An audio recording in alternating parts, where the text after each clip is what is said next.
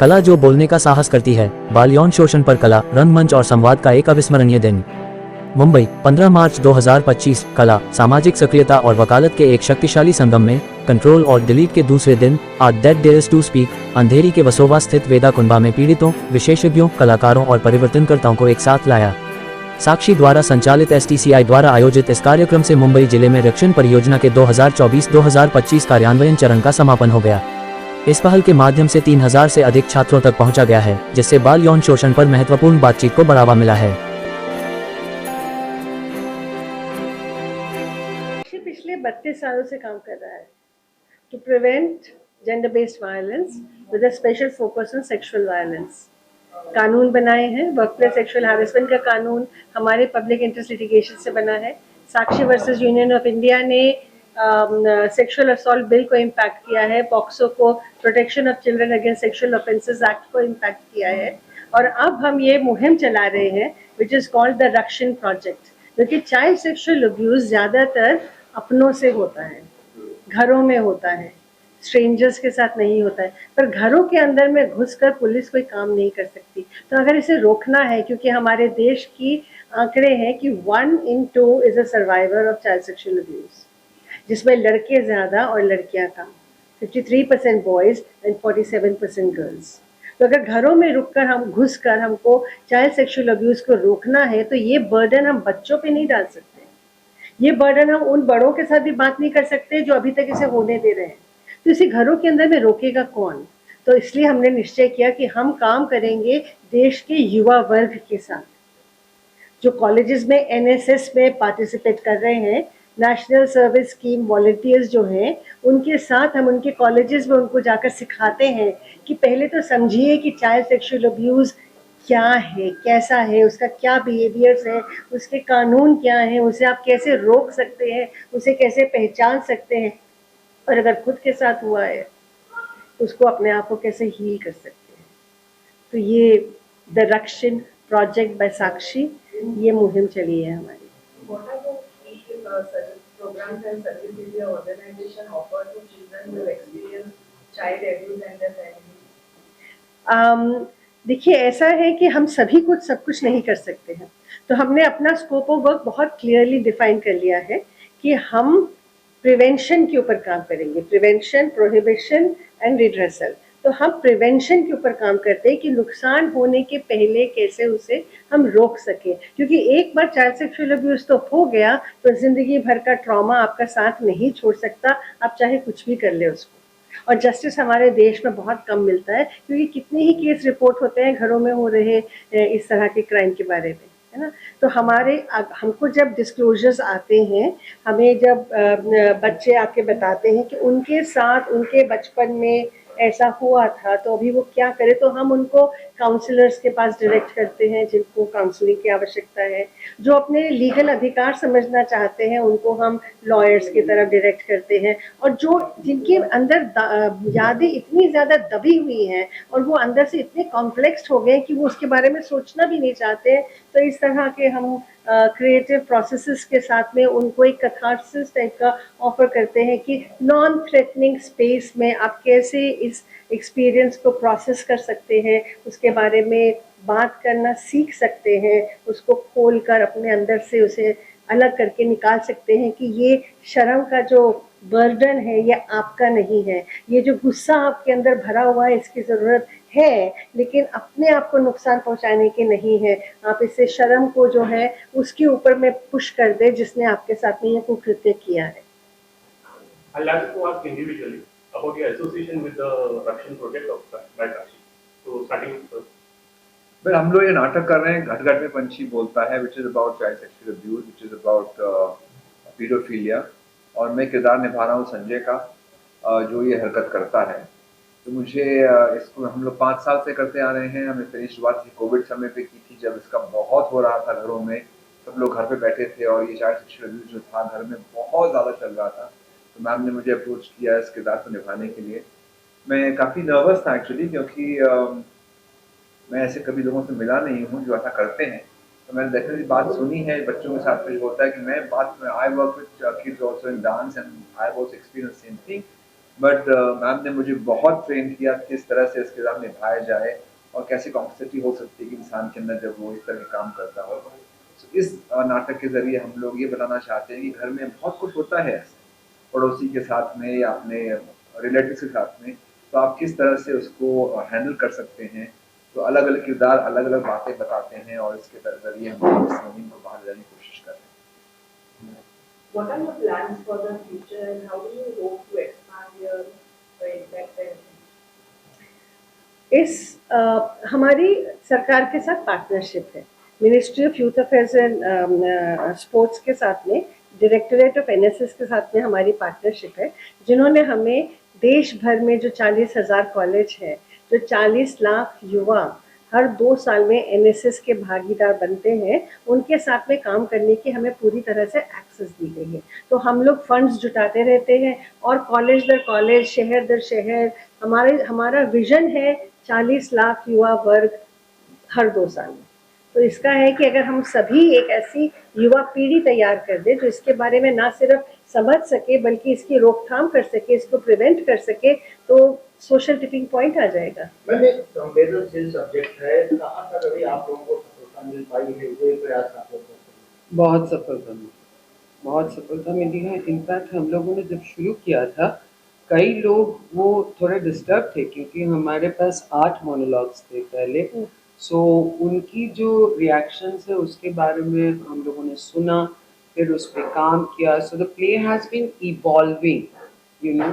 ये प्ले जैसे हमने पहले किया था वैसे और नहीं है, पर अभी ये एक जगह पे आया है जहाँ पर अवेयरनेस के मतलब ये प्ले इंसान को अवेयर भी करता है और वो स्पेस भी देता है जहाँ पे वो देखने के बाद डिप्रेस होके ना जाए। ये भी एक बहुत इम्पॉर्टेंट चीज़ है क्योंकि जो लोग इन चीज़ों से गुजरते हैं, depression becomes part of their life. So वो चीज़ से to give them that assurance कि डिप्रेस समझ में आता है कि आप क्यों डिप्रेशन में हैं, पर that is not a solution. So to really encourage them to talk about it, to really take action on it, ये बहुत ज़रूरी है। एक चीज़ मैं जोड़ना चाहूँगी जो स्मिता कह रही थी कि इन चीज़ों को एक पीढ़ी क्राइम के नाते देखते ही नहीं।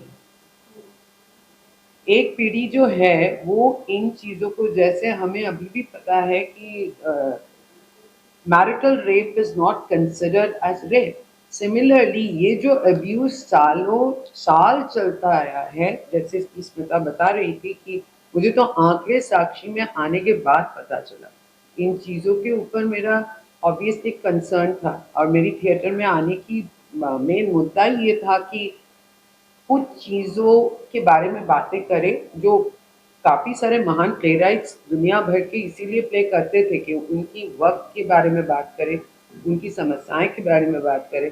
तो that was one of the very important factor for me to join theatre. पर इनके पास आने के बाद मुझे पता चला भाई ये नंबर्स ये है। सो ये इतनी भयानक रूप में चल रहा है, किसी को पता तक नहीं। सबसे बड़ी बात है कि कोई कंसर्न भी नहीं है और घरों में जो चीज़ें होते हैं उसके बारे में एक सर्टेन पीढ़ी है जो उनको टोटली अनदेखा कर देते हैं, या तो बच्चों को बोलते हैं इसके बारे में बात नहीं करेंगे। ये जो होल क्या बोलूँ मैं, ये जो कन्फ्यूजन अबाउट मॉरालिटी, अपनी इज्जत, ट्रेडिशन, ये सब कुछ इतना गोलमाल सा एक सिचुएशन क्रिएट किया है कि जहाँ पे आवाज़ें दब रही हैं। आप अगर आज की पीढ़ी को देखेंगे, most of the children are going through mental health issues, right. अचानक सब कोई बातें कर रहे हैं, इसलिए क्यों? बोलना आसान है कि बच्चे ये है, न्यू जनरेशन ऐसे ऐसे चीज़ें कर रहे हैं, पर उसके लिए एक्चुअली रिस्पॉन्सिबिलिटी किसकी है? इसका मतलब हमारे पीढ़ी भी उसको कुछ दे नहीं पाए ना, हम उनको प्रोटेक्ट नहीं कर पाए, हम उनको समझा नहीं पाए। So I think it is a very very important issue जिसके बारे में बात करनी चाहिए और इसी उम्र में ही बात करनी चाहिए, ताकि जब तक ये युवा क्या बोलते हैं उसको, यार मेरी हिंदी तो बहुत मैच्योर मैच्योर होते हैं, जब तक वो एक यंग एडल्ट बनते हैं उसको पता चलता है कि ये चीजें हम नहीं कर सकते. It's very important to do so today. You know, I just wanted to add something that यहाँ definitely through this entire festival, we are talking about child abuse, intergenerational trauma. पर एक बहुत ही important चीज़ है जो मैंने अपने किरदार से realize की है इस play में, कि इस trauma का, इस abuse का एक ripple effect होता है, जो सिर्फ उस इंसान पे नहीं affect करता जिसके साथ abuse हुआ है, पर उसके आसपास के लोगों को भी affect करता है. Like I'm playing संजय's wife, कैरेक्टर संजय's wife, जो कि पीडोफाइल हैं, पर ये ट्रॉमा उनका है, जिनके साथ ये गलत करते हैं ट्रॉमा उनका भी है, पर इसका रिपल इफेक्ट जो मुझ पे हुआ है एज अ फैमिली, वो एक अलग ही ट्रॉमा है. यू नो, बिकॉज मेरे सवाल हैं पर मेरे पास जवाब नहीं है. तो ऐसी कितनी फैमिलीज हैं जिनके साथ ये ट्रॉमा हो रहा है पर उनके सवालों का कोई जवाब नहीं देता. तो इस पे भी बात करना ज़रूरी है कि अगर if you are going through some trauma and you have questions, आप किससे जाके पूछोगे if you don't have answers. For me as an artist, this is very challenging क्योंकि honestly I don't have personal experience in this, but now that I'm a mother, these things matter to me.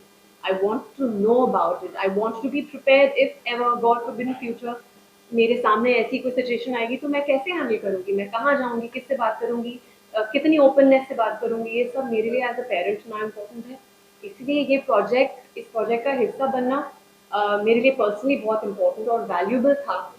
And मैंने इन लोगों को बहुत and में join किया. I've just become a part of this beautiful project, and I'm extremely happy that I got this opportunity.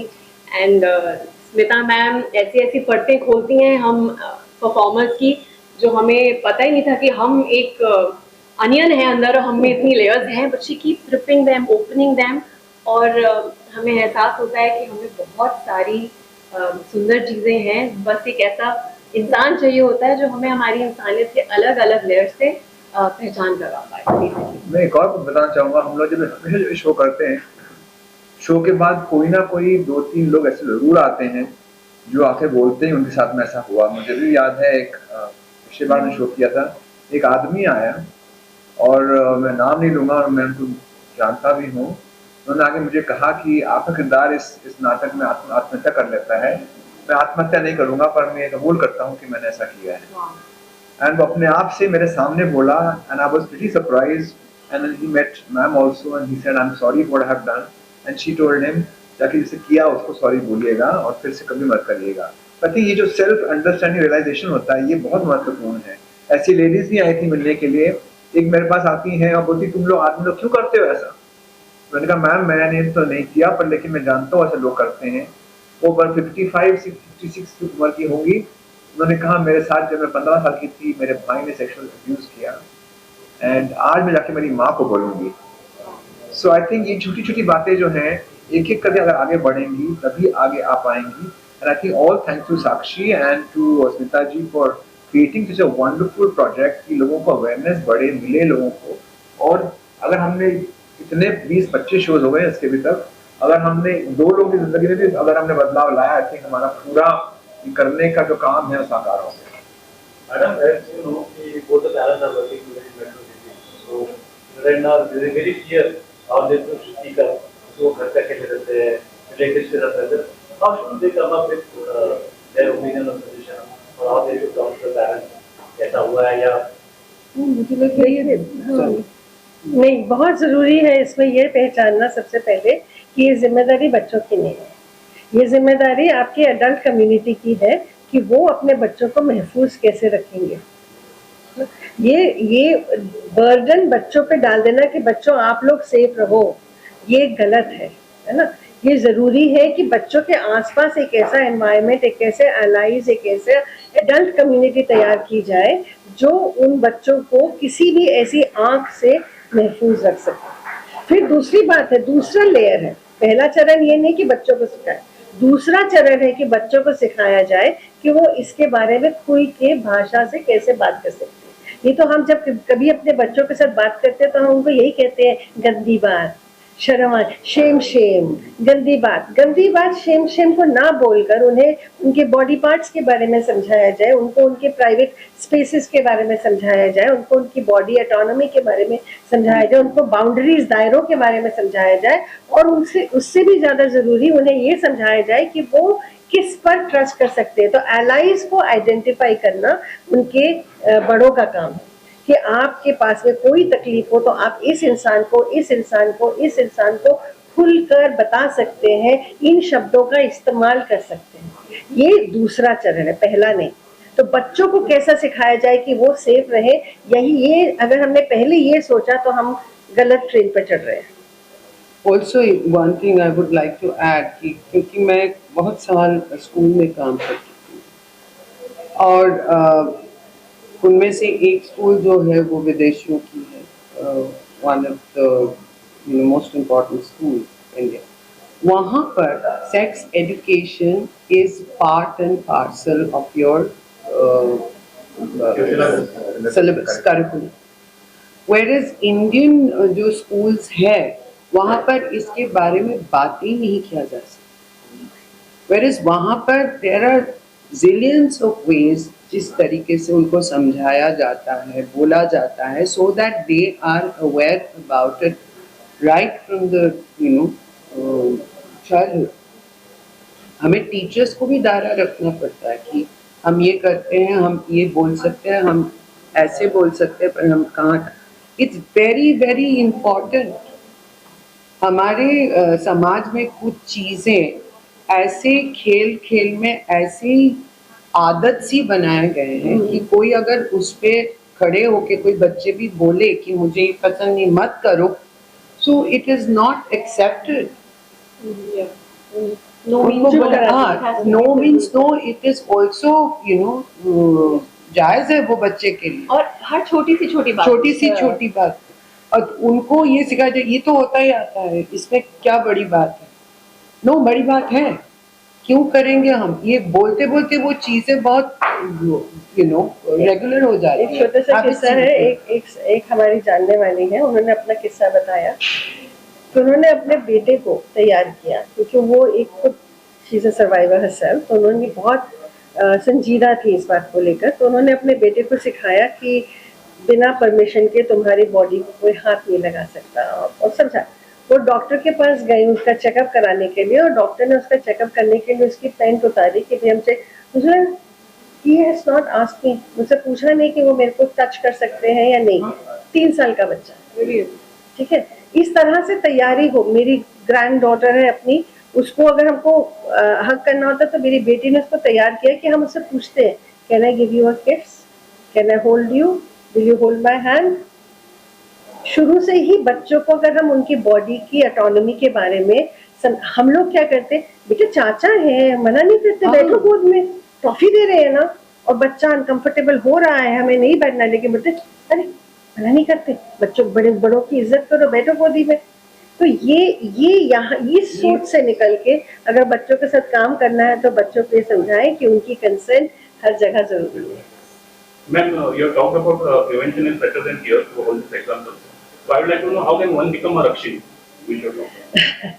अगर आपके दिलो दिमाग में एक ये कन्विक्शन है कि ना करेंगे ना करने देंगे, हो रहा है तो रोक देंगे, और अगर हुआ है तो बोल के रहेंगे, तो आप आज से रक्षण हैं। क्योंकि रक्षण is nothing but a preventer of harm, जो नुकसान को होने से पहले रोक सके। लेकिन ये इतना आसान नहीं है जितना लगता है, क्योंकि नुकसान को होने से पहले रोकना इज लाइक डिजास्टर मैनेजमेंट। पहले डिजास्टर के लिए आपको प्रिपेयर होना पड़ता है, तो आपको सीखना पड़ेगा, वो स्किल सीखना पड़ेगा, वो लैंग्वेज सीखनी पड़ेगी, वो बात करने का तरीका सीखना पड़ेगा। इसके बारे में आपको क्या बिहेवियर्स को देखना है, क्योंकि ये छिप के आते हैं, ये सामने हो रहे होते हैं और हमें दिखते नहीं है, समझ में नहीं आता, क्योंकि हमारे आंखों की जो शर्म होती है ना, वो हमें उसे देखने से रोक देती है कि नहीं ये मुझे लग रहा है ये ऐसा तो नहीं कर रहा होगा, उसकी ऐसी सोच तो नहीं हो सकती। इस शर्म को हटा के हमको what is what, call a spade की भाषा सीखनी पड़ेगी। सेफ स्पेस क्या होती है, सेफ स्पेस कैसे बनाई जाती है। हम लोग कहते हैं विक्टिम ब्लेमिंग, हम लोग कहते हैं तुमने जरूर कुछ किया होगा, तुम्हारी गलती होगी, तुम जाके ज्यादा कुछ कर रहा होगा, तुमने इन्वाइट किया। हमको विक्टिम ब्लेमिंग से हटना पड़ेगी। कुछ मैंने आपको मुद्दे बताए हैं जिसकी तैयारी करनी पड़ती है ताकि आप एक प्रिवेंटर बन Also सकें। not to be judgmental. और That is इसके also लिए very रक्षण important. प्रोजेक्ट के अंदर में हमारे पास में 18 मॉड्यूल हैं, 12 सर्टिफिकेट है, 2 साल का ये प्रोग्राम है आपकी पेस पे। कोई मॉड्यूल आधे घंटे का है, कोई 15 मिनट का है, कोई 1 घंटे का है, कोई 10 मिनट का भी है, पर उनको आप अपनी पेस पे करते जाए, सीखते जाए, अप्लाई करते जाए और एक से बढ़कर एक हम ऐसी कड़ी बनाते जाए जैसे यहाँ बन रही है हर साल, तो आप रक्षण।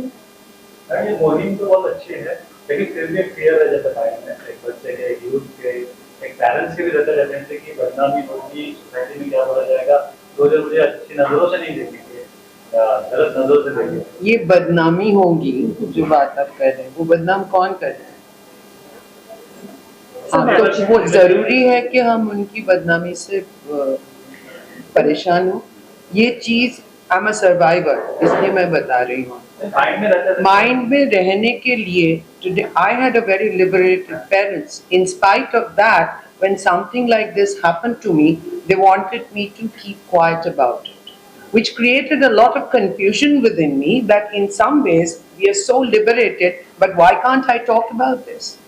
Because this is something wrong, right? पर अभी हम हमें ना कुछ चीजों से जब इफेक्टेड नहीं होते हैं, होता है कि हम ये नहीं सुनेंगे, हमें करना है, हम कर रहे हैं, वो तो नहीं देखते हैं, वाह उसका क्या वो है, मतलब है why would I listen to that person, और क्यों मैं अपनी जिंदगी उनके हिसाब से चलूंगी, मुझे ये सही लगता है मैं ये करूँ। अगर ये हम बाकी चीजों में कर सकते हैं तो इसमें क्यों नहीं कर सकते हैं?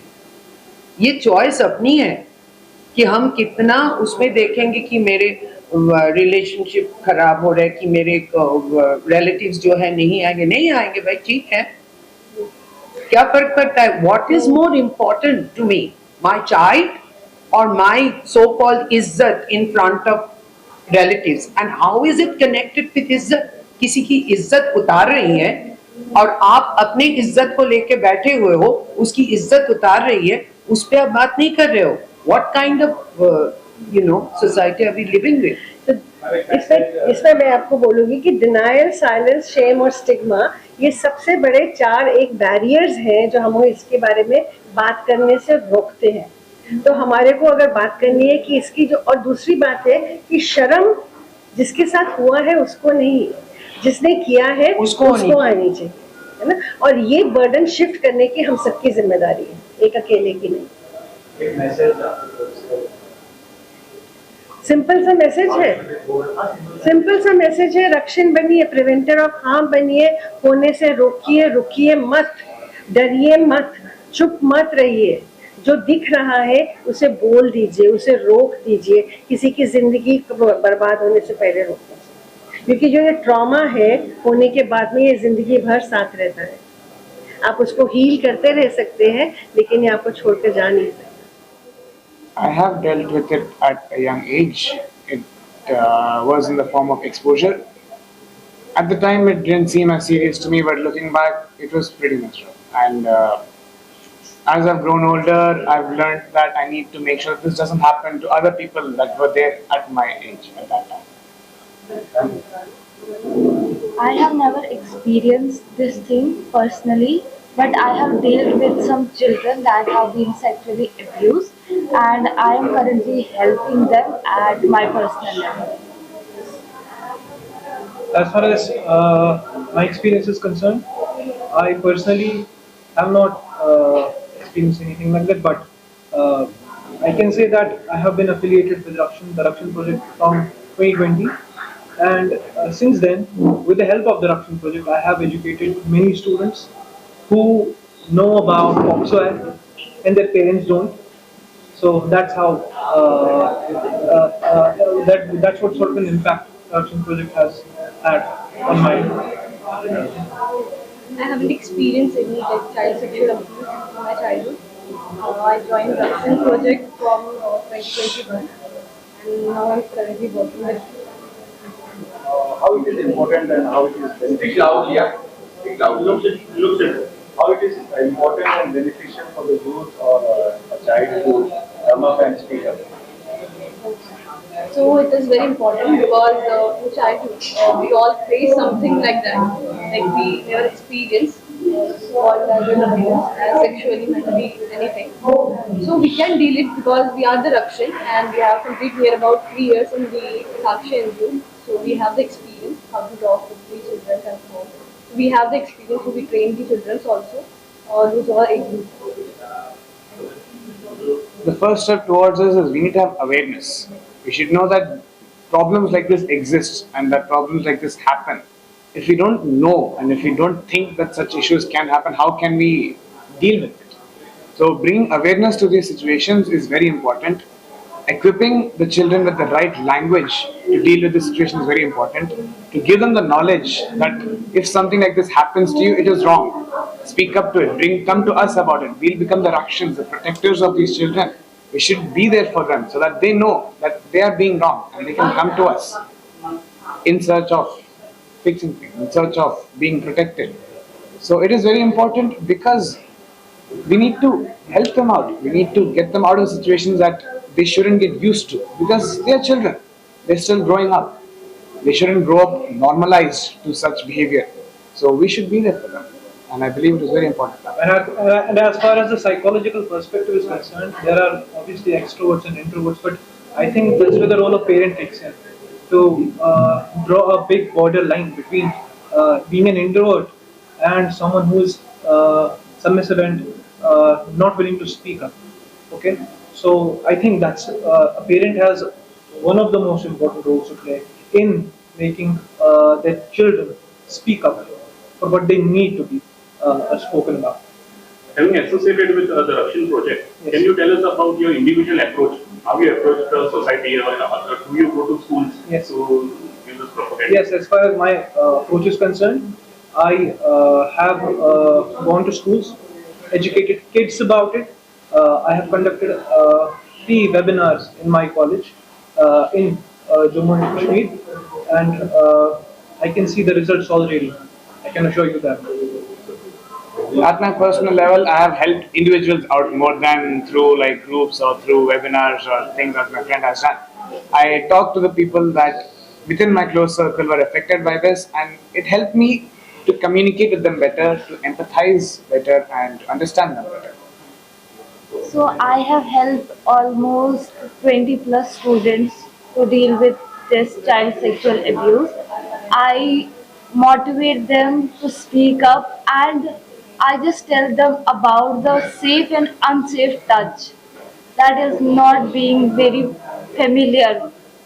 We talk about eyes, nose to teeth, but not the parts that are being to be educated to stop child sexual abuse. So I try to educate them these things and I can see the results. Yeah, in our schools and colleges, we are conducting the webinars and workshop also. Webinar in online mode and workshop in offline mode. And we teach the students what is the safe space, what is trust building. Each and every will be teach. And yeah, we are creating a safe space so they can come to us and share their stories also.